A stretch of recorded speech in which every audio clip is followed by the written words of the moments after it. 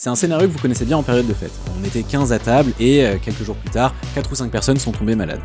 Mais du coup, pourquoi est-ce que certains invités ont échappé à la maladie? Déjà, dans ce type de situation, la maladie impliquée, c'est souvent une maladie respiratoire, type rhume, grippe, Covid, ou bien une bonne vieille gastro. Donc on va se focaliser sur ça. Dans les deux cas, pour tomber malade, il faut déjà être exposé au virus responsable de la maladie. Pour un virus respiratoire, une personne malade peut projeter des virus très loin dans toute la pièce en éternuant.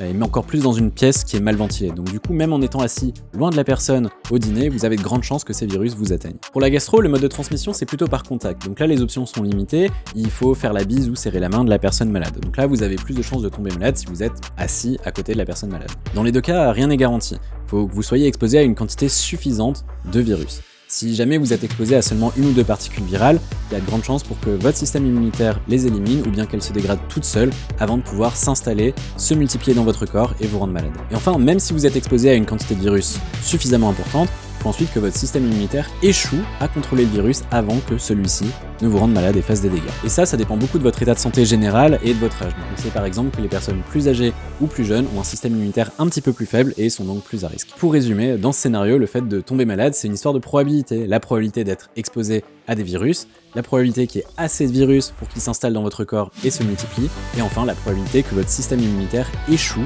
à contenir ces virus avant que ceux-ci ne vous rendent malade. Bref, beaucoup de facteurs rentrent en jeu, ce qui explique pourquoi toutes les personnes ne tombent pas forcément malades dans ce genre de situation. Dans tous les cas, pour minimiser les risques pour tout le monde, faut surtout pas oublier les gestes barrières si on est soi-même un peu malade, et le fait d'aérer les pièces pour éliminer les virus respirateurs.